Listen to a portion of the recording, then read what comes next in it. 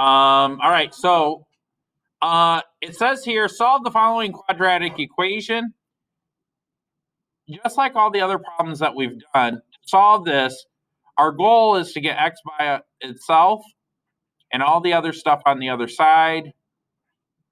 The way that we do that is we do the inverse operation. Now, Mr. Adams is very specific about using the word inverse as opposed to opposite, because in math, opposite really means like if a number is positive, the opposite is negative.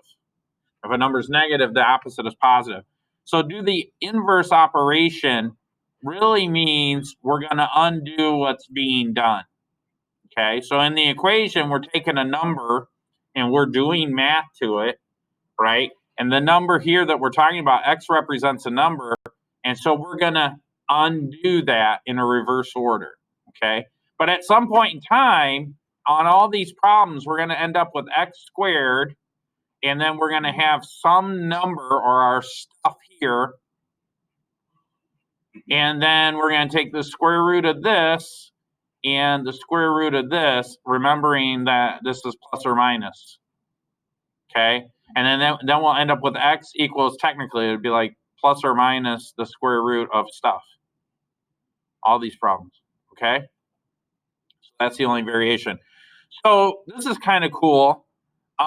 We have a perfect square here. I'm just going to take the square root of both sides. So if I take the square root of this side, then I take the square root of this side. But remember, when I take the square root, I'm going to do plus or minus.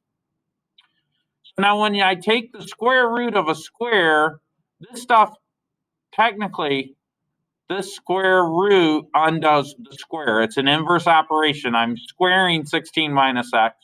To undo it, I take the square root. So when I do that, what I'm left with is just x minus 16. And then, oh, I didn't pass out the calculators, but that's okay. We're just going to crank this. I'm going to just take the square root of 256. So to do that, and let me pull up my screen. Where is that thing at? Okay, there it is. So I'm going to clear this out and clear it out again and clear it out again. And then I'm going to hit the square root of 256. Now, I think it's like 16 or, well, I don't remember off the top of my head. Yeah, it's 16. Wow, that was impressive. So remember, this is plus or minus 16. Okay. Now, I still need x equals some stuff. So I've got to move this 16 away. Now I'm going to add 16 to both sides. Now this is where it gets a little different. I'm going to say x is equal to 16, positive 16, plus or minus 16. So now what that means mathematically is I'm going to divvy this up. I'm going to say 16 plus 16, that gives me 32, or 16 minus 16, which gives me 0.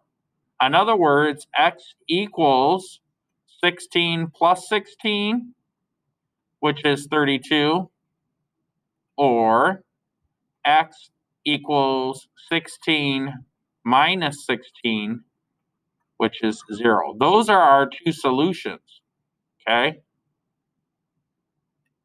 Are there any questions on that?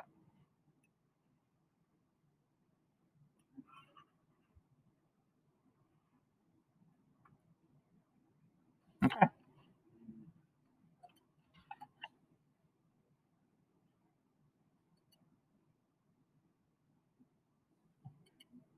And I don't know what's going on with my computer. It's unusually slow today.